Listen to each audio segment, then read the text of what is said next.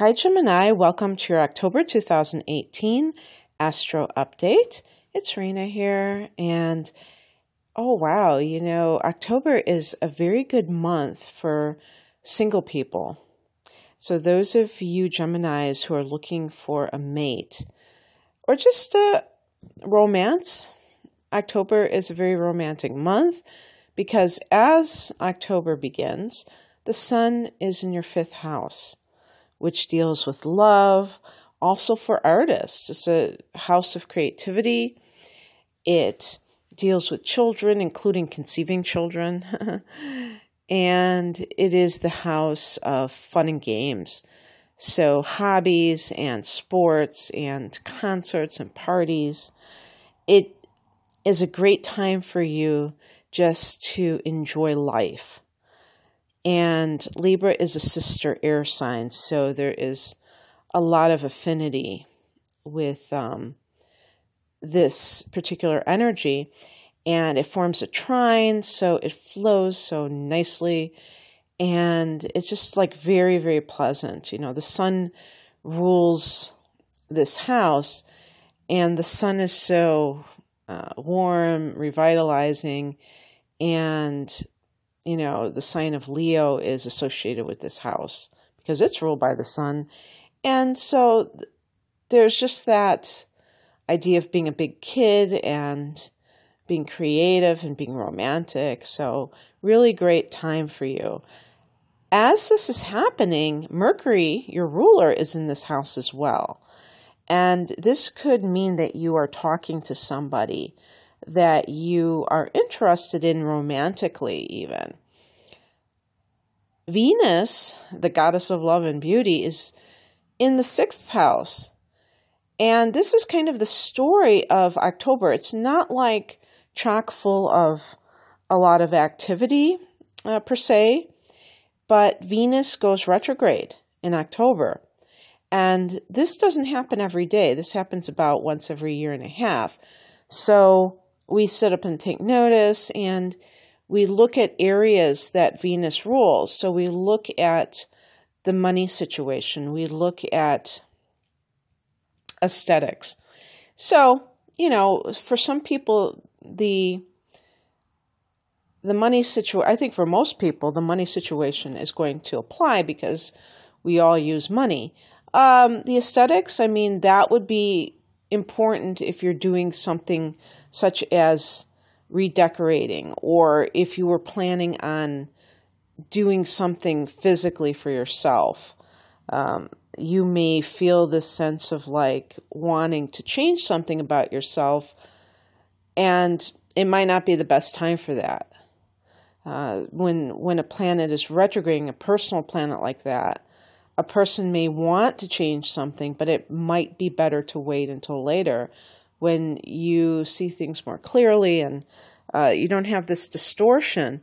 But for you, because this is the 6th house deals with work, this could affect your money situation. Remember, this is just temporary, though, and Venus transits fairly quickly through one sign, like about 3.5 weeks.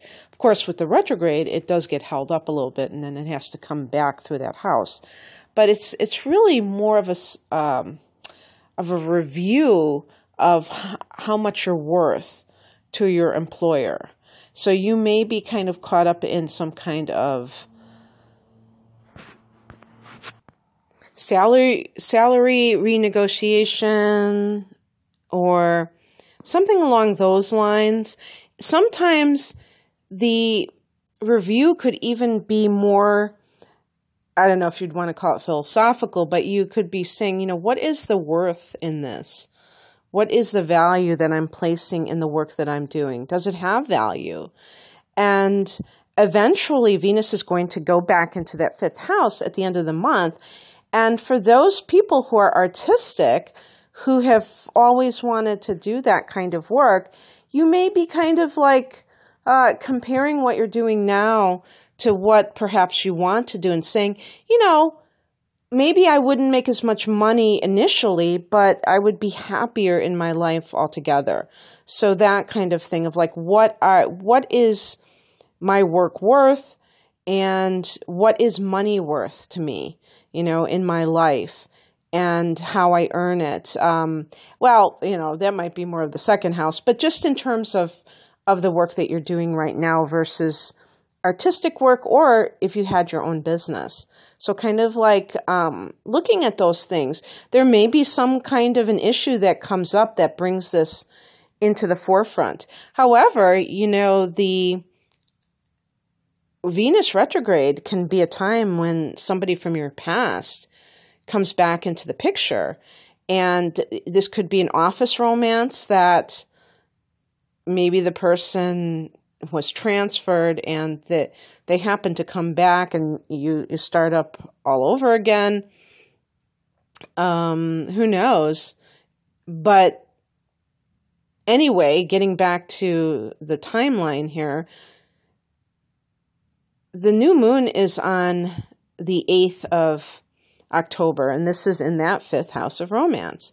So it could be a scenario where you meet somebody completely new, and then this old lover reappears, and you might have two different people that are vying for your affections, or is it affection?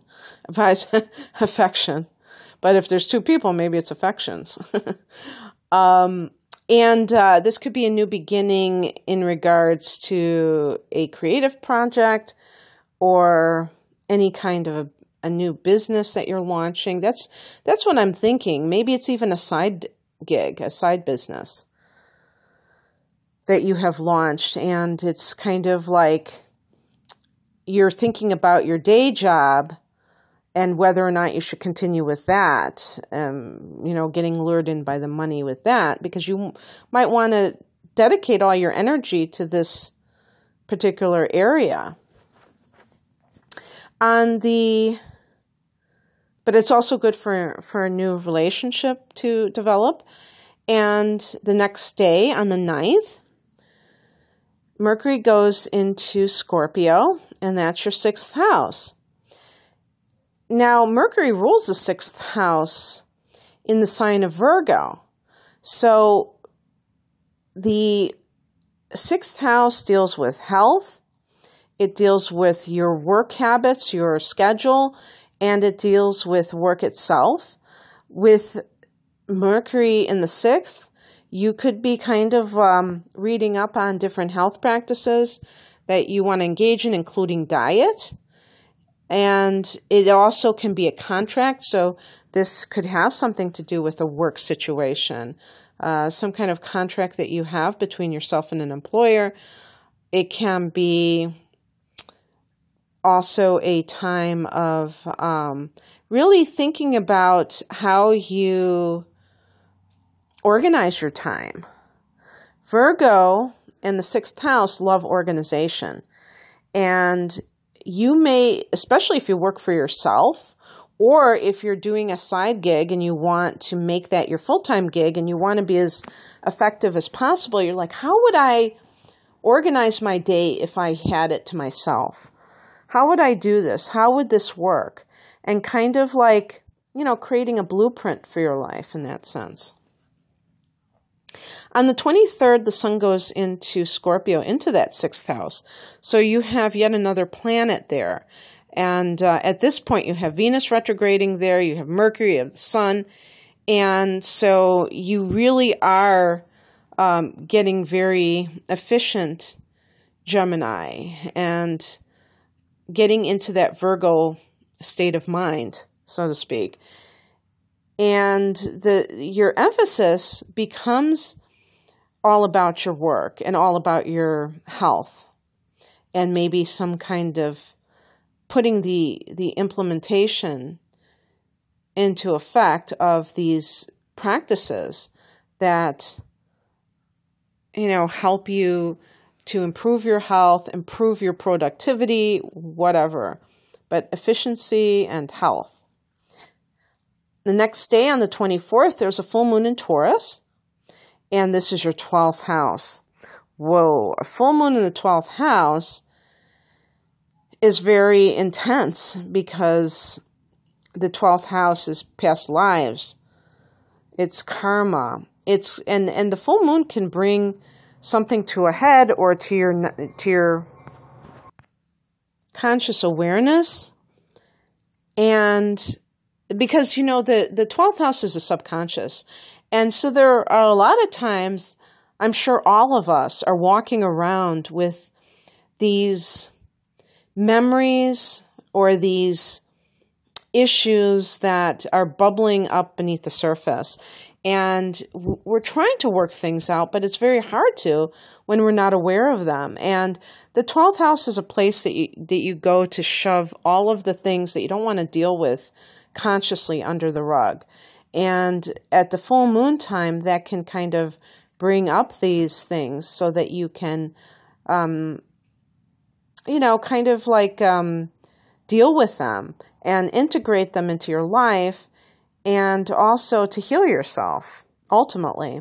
So this can come in the form of dreams. The full moon is a very psychic time, and the 12th house is the house of dreams. So you may have vivid dreams that are of past lives, and that you can make the connection between your own relationships now and these past life memories. And you can see how certain dynamics have been playing out forever between you and other people that are close to you.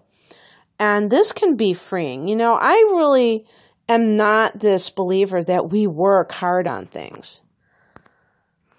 Like when somebody says, I'm working on myself, I'm like, oh, okay, whatever.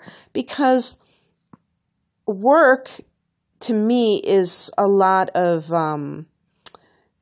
energy being put into something that is kind of like, if we consider ourselves spontaneous beings, and yet we're trying to work on ourselves and trying to mold ourselves into something, chances are there is something about that is not genuine, that is kind of like imposing certain things onto us that we think we should become, instead of having them happen organically in their own time. It's kind of like when people try to quit a bad habit, they white knuckle it, and maybe they have stopped doing it, but they're like, there's a saying in AA, stinking thinking, and I think white knuckling is an AA term, where you quit the actual behavior, but your mentality is still along the lines of the negativity that's associated with the addiction. So, and plus the people resent others who are doing it because they think they're having so much fun, and they become very moralizing and stuff like that. Whereas when you really finish with something, you're done with it, and there's no debate within yourself. You're like, no, I don't want that. And actually, as I was yakking away there, I realized that the full moon in the 12th house is a great time to let go of bad habits. So there you go. I'm multitasking here. Okay, so on Halloween, the 31st, we have 2 transits. Mercury goes into Sag, your 7th house.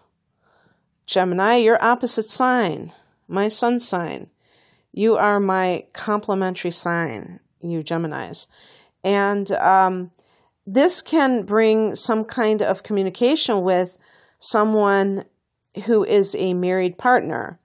Now, that sounds kind of funny because it sounds like I'm saying you're not going to be talking to your spouse until October 31st. And I'm not saying that. I'm saying if maybe some of you are separated from a partner and you've been not talking to them, maybe you're going to start talking to them again.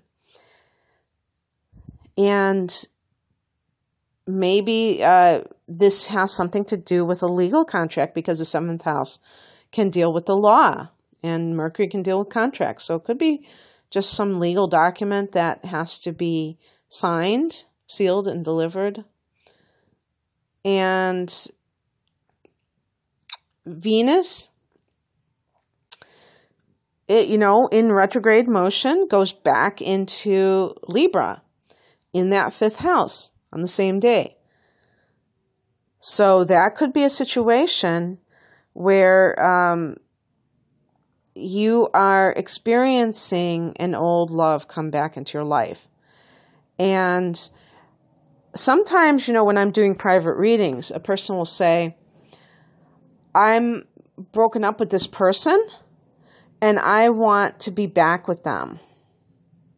And they want to know, what do you think? Blah, blah, blah. But the funny thing is, one thing I always point out to people is there's a reason you broke up. So it's one thing to say, I want to be back together with them. But I notice that a lot of times they never say why they split up in the first place. And I don't think that's an accident. I think that it's cognitive dissonance. It's like there are two different realities in place. One is that you want this situation to occur, but the other one is the reality of the situation. And they don't really mesh well. So, and I think people kind of know that, but they don't know how to kind of deal with that because it's a little bit confusing. So in any case, it's, I'm telling you ahead of time that this is happening so that if somebody comes back into your life that you had problems with, you will know how to deal with it. Because if this person is narcissistic or like a full-blown narcissist, they may love bomb you. And you've probably heard that term if you've been watching these narcissist videos that like I have, is that this is part of the cycle. And it's amazing the most intelligent people can get suckered into this because, hey, I'll include myself in this category. We're nice people. We believe the best. We believe that people can change. And I still believe people can change. But I also know that if I've had a situation with somebody who has exhibited a lack of empathy, a tendency to do what they want to do and not take my own needs into consideration and things like that, I'm not going to fall for the song and dance of the sweet nothings. That's not going to happen for me because I already know how this movie ends.